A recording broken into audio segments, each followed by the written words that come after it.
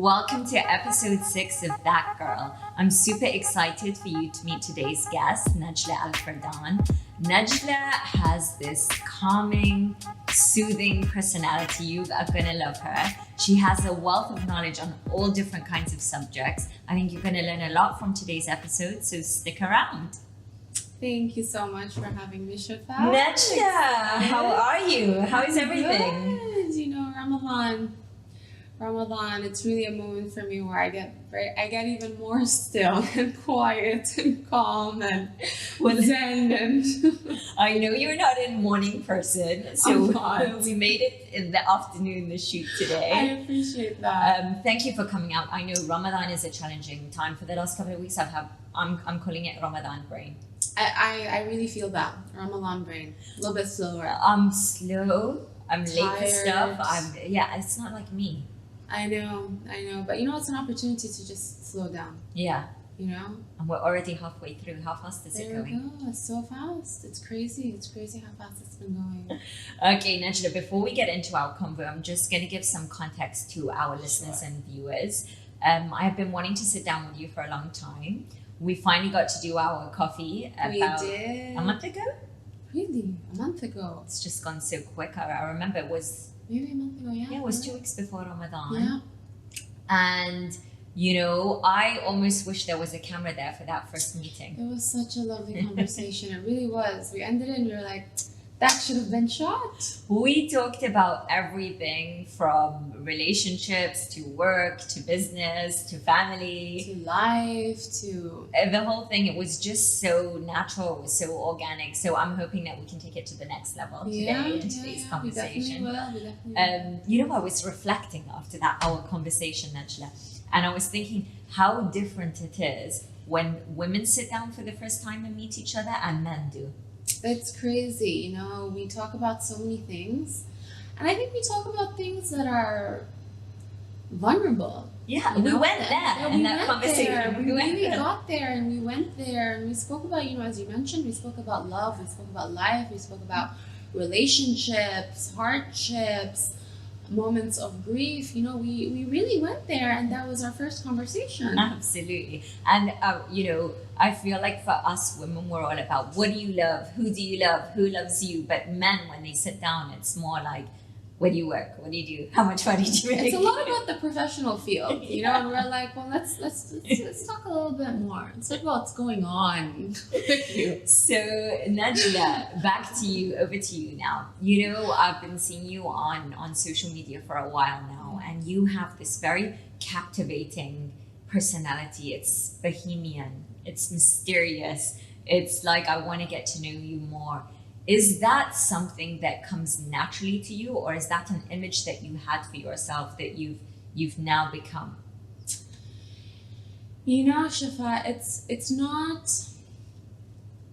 not a personality that I had in mind, that I became. It was actually that it really required me to work on myself a lot, you know, to really go deep with myself, to explore myself. And so by doing that and by understanding that, I think I naturally just grew into it. I think I naturally just grew into the person. I never had that image in mind. I just, what happened was... And is my image accurate? You know, it's accurate to an extent. It's me naturally, but then at the same time, and I think that's really the drop here. And I think that's what makes my content at least very meaningful to me, is that it's vulnerable. Yeah. And that I'm very honest. Yeah. You know, I remember I had this video that shined, or that spoke about my issues that I was going through with my nerve pain. Yes, I watched it. And it was a very hard video for me to release because it showed me crying, and I wanted to communicate, and I wanted to tell people that, you know, I am sometimes this calm and bohemian person, but then I do have my moments, and that is normal, and that is okay. And it's human. You know, so my content tries to advocate for being human. Yeah. So going back to your point of the person that you've become, how much do you think your upbringing or growing up in the family that you've grown up in has shaped your personality? It's definitely shaped me in multiple ways. From a business perspective, I grew up in a business environment. Mm-hmm. I would shadow my dad a lot when he would have meetings. From what age? Since I was a young girl, since I could remember. I remember going with him to the tennis. He used to be the president of the Tennis Confederation. So I remember sitting down. Actually, a funny story that I wasn't going to share is that I remember I think it was me in the Tennis Configuration, and since he was president, he would usually sit at the center. Mm-hmm. And in the finale, it's usually the Sheikh, the Emir at that time was Sheikh Ahmed that would used to sit there. And I didn't know that was not my dad at that point. And so I accidentally sat on the Sheikh's lap. So How old were you? I was a baby, I was tiny at that point. But I would shadow him a lot. I would go with him to his When did you find out that wasn't your dad? It took me a while. It took me a minute. I think I had to turn around and recognize, I don't think this is how he is. This isn't him. But I shadowed him a lot for a long time, and I would go with him to his business meetings. I would go to his work and just sit down with him and watch him. And the most thing what that gave me was my sense of diplomacy. Mm-hmm. My sense of diplomacy and, the importance of making people feel comfortable and welcome and at ease. And I think that's the most thing that I learned from a business perspective is the importance of human relationships. Absolutely. Absolutely. And on a personal perspective, I am Western educated. I went to a British school, then I went to an American school. I studied in Boston for university. We talked about Boston last time, yeah. And so I think that definitely shaped how I am and who I am and the way you think. How I think 100%. And so I really see myself as kind of that bridge between East and West. And I would say what's an important keyword here is exposure too. Yes. Having been exposed to all these places, all these people as well, that's a huge 100%. So that definitely just showed me different viewpoints and different perspectives. And at the same time, I did grow up around a lot of very strong women. Yeah. My mom, my sisters, the women in my family, they're very light-hearted, but very bold and brave and courageous at the same time. Najla, let me ask you something. Speaking about the women in your family, you have some sisters that are public profiles as well.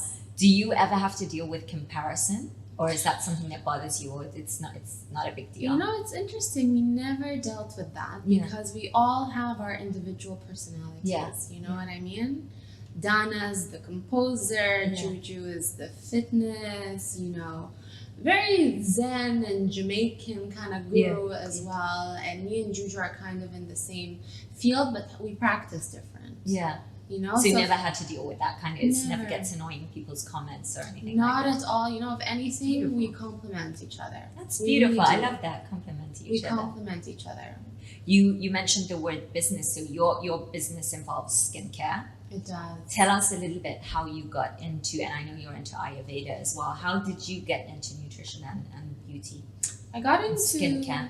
I got into nutrition through personal experiences, maybe probably around when I was 14 years old or 15 years old, and it was because I was going through issues such as obesity. I was much bigger when I was younger. I was constantly fatigued.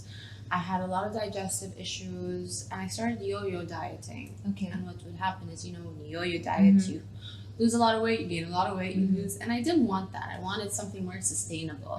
I wanted to enjoy food. I didn't want it to feel like it was something restrictive. And so I decided to learn a lot about nutrition and, the role of food. And in doing that, it kind of was that your own research or courses? It was through my own research and courses, so throughout the course of 8 years, I was just learning a lot about nutrition, trying different things and seeing what works best with my body, And then a few years after, when I went to Boston, I started to have issues with my skin. I started to get a lot of acne. Been there. Yeah. And I still have those moments, it's normal. But I realized that it had a lot to do, not necessarily with the products that I was using, but my digestion. Of course, yeah. And so that's how I got into gut health as well. And the most thing that I learned in this whole journey is that everything is related. Absolutely. Have you read that book? Is it The Gut Brain Connection? I heard about it, but I never read it. Put it on your list, Najla. It's a good one. I heard about it. Actually, I think a friend lended it to me. Yeah, it's definitely like it's amazing. It's a good book. So then you got into reading, you increased your knowledge, and then you turned it into a business. For our viewers and listeners who want to turn something that they're passionate into a business, how easy or how challenging is that? It's definitely challenging. You know, it's really not easy. I think there's this perception that it's just, you know, you love something, just do it. And that love and passion will be enough to see you through. You know, it's really a different reality. And especially in the skincare industry or any industry that's quite niche or that's quite small. Because a lot goes into building a brand, building the brand image, building an awareness, you know, finding your competitive advantage, your competitive edge. You know, getting into the marketing of it, the operations, the logistics, the financials. It's a lot of details that you don't necessarily think about and you've got to be on top of it. And of course you have to be on top of it, you know, and the reality here is that this is a small market. You know, we always come back to that at every conversation. Yeah, it's a small market, and you know, in skincare, it is a niche industry. And when there's a lot of players in the market, you're fighting for the same clientele. You know, so there's a lot that goes into building a passion project. Someone that has not read as much as you or researched as much as you, any viewer that's got some challenging skin issues at the moment, acne or pimples, quick advice for them, Najla. Acne and pimples specifically? 100%, the first thing that I say is your digestion. You have to stabilize your digestion. If you're eating a lot of foods that are causing inflammation from within, there's no products that I can give you that's going to fix that. And I think that's my competitive edge with Qiyorro is that I'm very honest with people. When they tell me, you know, acne something, I tell them I can't give you anything that's going to fix your acne if you don't fix your food. So would they need to go to a doctor or a nutritionist at the beginning, or do they keep a food diary, or just analyze what's stressing their skin out? Well, the first thing is you can just clear the foods that cause inflammation, that cause a hormonal imbalance, and that is gluten, dairy, sugar, and alcohol. These four. Remove them. That's the first thing that I tell everyone. You heard it. Remove it. Okay, where did the name Qiyorro come from? It was a term that I coined together that really summed up what I wanted Qiyorro to be, and it's also my whole experience with nutrition, gut health, skincare. Tell us more. So Qiyorro means mind, body, soul, spirit as one. In English, we look at these as separate. Is that in Japanese or in Japanese? And Qi or Qi in ancient Chinese medicine is energy flow. And ultimately, what connects things together is energy. So I created the word Qiyorro. I put these words together, which means that space and time where all of these things connect and become one. It's really and how it relates to the brand is we say it's not just the products that's going to influence your appearance. It's the products and your stress and your sleep and your mental health and your digestion and your gut health and your nutrition. It's all of these things. Absolutely. You mentioned stress, and you know, one of the common terms people use these days is stress management. Yeah. I don't like the word stress management, Najla. I feel like the word management is something that we use when we manage something of value to us. Right. Our time, our money, right. but stress, I want to eradicate it. I don't want to manage it. Yeah. So and it's a lot easier said than done. Yeah. But do you have any tips for stress? Yeah, for stress. I don't want to say managing stress, but containing it, eliminating it. You know, I think you really need to know your boundaries. Yeah. You know, you really need to know yourself and know when it is too much. Yes. You know, when I first started Qiyorro, I would be working day and night, and I would, you know, have really long hours. And at one point, it was just deteriorating my physical health and my mental health. And I think going through the pain that I go through now that I spoke about, which is my chronic nerve pain, that really taught me to prioritize myself. Yeah. You know, that at the end of the day, What matters is your health. And my dad used to always tell me this. He used to always tell me, Najla, at the end of the day, that's all you have.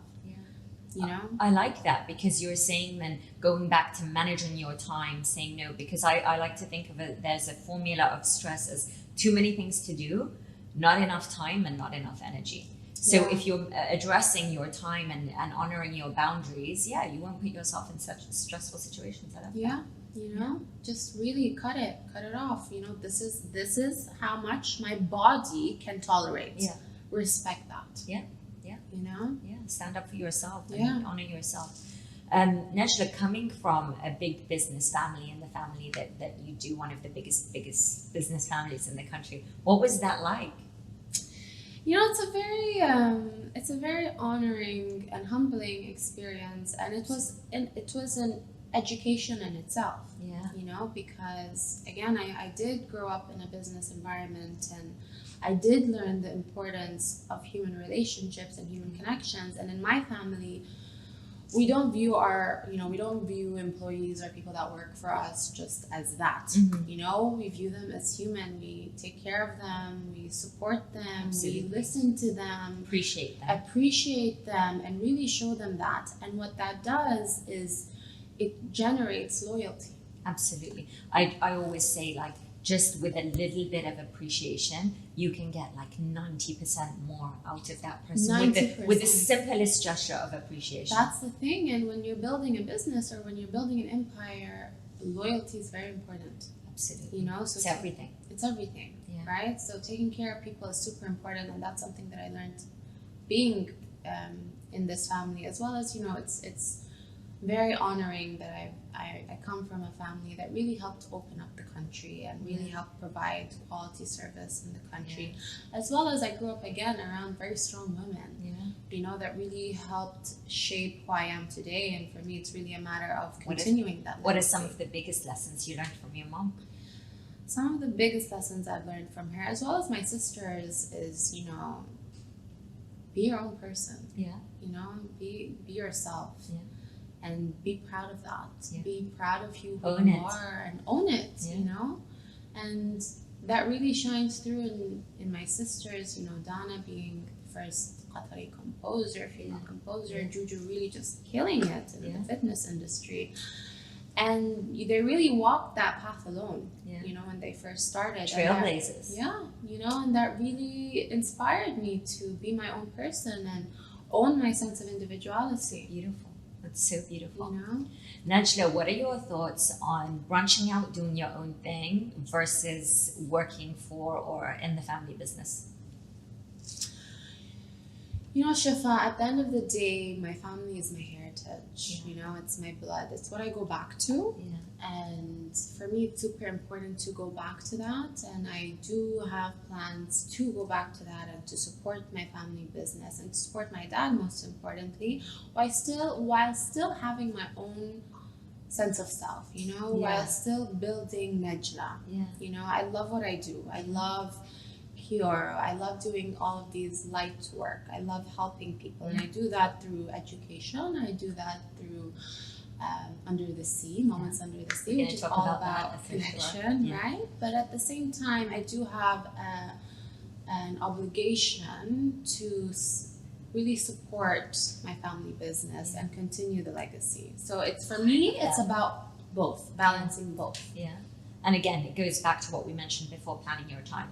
Planning your time. It's up to you. What you can do it if you want to, if you plan your time. Right. Sleep well, get enough energy, plan your hours, plan your days. It's all possible. Right, and that's exactly what I do. I have specific days for Qiyorro and Under the Sea, and then I have specific days blocking your time. I block that. Absolutely. As well, so your mind's not getting too confused with too many things. Exactly.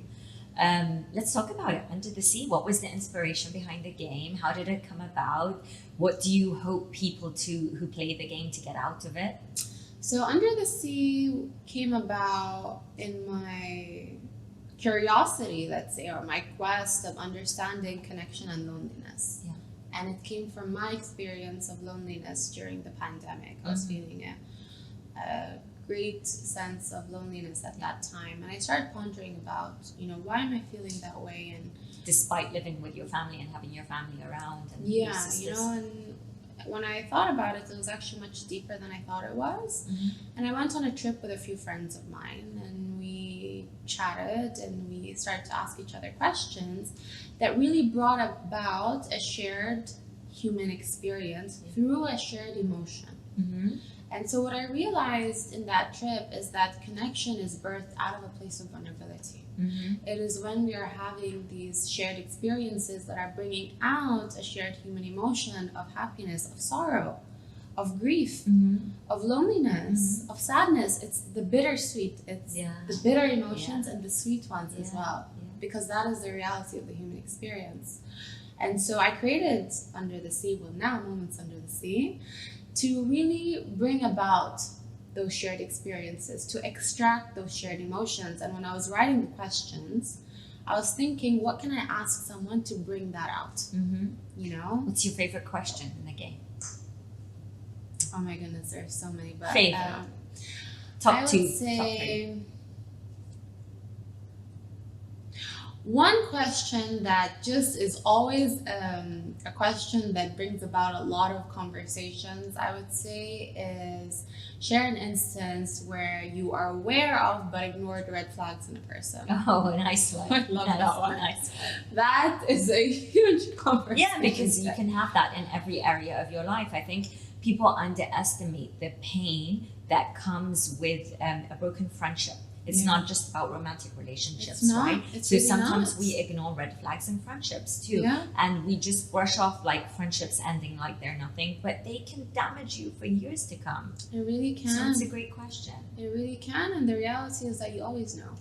Right? Yeah. It's just really a matter of trusting your intuition. You always know. It's, I like that. Yeah. Najla, what if your life was to be a movie right now, what type of movie would it be? Definitely a dramatic one. Definitely a dramatic one that is more towards some sort of a spiritual journey. Okay. You know, I definitely feel like I am going through some sort of a spiritual transformation or a spiritual journey, especially I would say this month of Ramadan always brings that out of me. Yeah. By the way, I'm loving these quotes that you're posting on your Instagram stories. Tell me about the book that you're reading. It's a beautiful book, actually. And I told my friends, if you're going to do one thing this month, buy the book and give it to everyone you know. Oh. It's just such a beautiful book. It's called... That's an Oprah moment. Buy the book and give it to everyone. Really, buy it and give it to everyone. But I think it's called Secrets of Divine Love, Exploring the Spiritual Heart of Islam. And it really just talks about this spirituality of Islam and the heart of it and the personality of it. And it really emphasizes intention, niyyah. It's everything. You know? Intention above everything. You know, and it really touched my heart as I'm reading it, and I already recommended it to a few people, and it's such a touching book. So I really recommend you to read it. I will. It might not happen this Ramadan. I've got too much going on, but I'm definitely enjoying your quotes, and I'll borrow it from you. I'll borrow it from you next month, inshallah. I love that in your profile on your Instagram you describe that you love to be a storyteller of the human experience. Yeah. What is it that fascinates you or interests you the most about a human experience? You know, Shifa, it's everything. It's people, it's relationships, it's connections, it's loneliness. It's, you know, when I look at a person, I wonder what's happened to them to make them who they are today. And I want to know those stories, and I want to know what are those shared emotions. And you know, that the fact that I love stories and I love understanding the human experience, that's why Moments Under the Sea really was created. You know, the first time we met, you told me a bit about yourself, and then you said to me, Shifa, so what's your story? I love to know people's stories because you can learn so much from people. And I think everything has a story. Like, I mean, how this place that we're sitting in got this color, and how that painting got on the wall. Like, every single thing has a story behind it. Everything has a story, and you know, that's really, and it's the curiosity of knowing what people's stories are. That's where you find connection. You know, it's interesting, Najla, because we come from a country or a part of the world where it doesn't encourage too much question answering. It does. Have you noticed that? I did. And I was brought up a completely different way. My mom had a book that she gave me when I was a kid, and it was called, I don't know if you know this book, 1001 Question and Answers. No. And it's like, who invented the telephone? Where do elephants go when they die? Like all these kind of questions. So I grew up with this mentality of always asking. Right. And then growing up the second half of my life here, where it's not so much to encourage something, you can come across rude by asking too many questions. So it's finding that balance, you know. It's so interesting. You know, I'm the exact same. I'm such a curious soul. Yeah. And it's not out of being nosy. It's just like, you know, if the moment I always tell people, if I don't ask you any questions, it means I don't care. If I ask you questions, it means I'm interested. It means that I want to know you. Yeah. Right? It means that I want to know your experiences. I want to know what made you again who you are today. And my dad always makes fun of me. He always like, do you have a question today? What's your question? I know you want to say something. I know you're dying to ask something. Najla, tell me what's coming up for you. Like we're in Q2 now of 2022. Any major plans for the rest of the year? Some major things you want to work on? You know, at the moment, it's really just working on the business as Qiyorro and Moments Under the Sea, you know, really spreading a little bit more awareness to that, and then stepping in a little bit into my family's business as well. Najla, is that something you're going into for the first time, going back into the family business? Or? No, I've done it a few times. I kind of dipped my toes into jewelry a little bit, and now I'm kind of dipping my toes into real estate. So it's, you know, I'm kind of taking my turns around. And then it's a good way to figure out what you like, and you know, when you've done them all, and then you can see what you're going to go with long term. Exactly. You know, it's really just a matter of exploring. Najla, I wish you all the best with 2022. So much, looking forward to hanging out with you a lot more this year. Me too. We definitely need more conversations. we won't stop, Najla. We only stopped that day because you had somewhere to go. Yeah, the meeting. Najla, where can anyone listening or watching us today find you? Where's the best place? You can find me in my Instagram, Najla Al Fardan. I share a lot of content, and you can just reach out to me directly there. Good. Najla, it's been lovely hanging out with you. Thank you for joining us today. Thank you so much. And we'll see you really soon. Go home, rest, and get your iftar.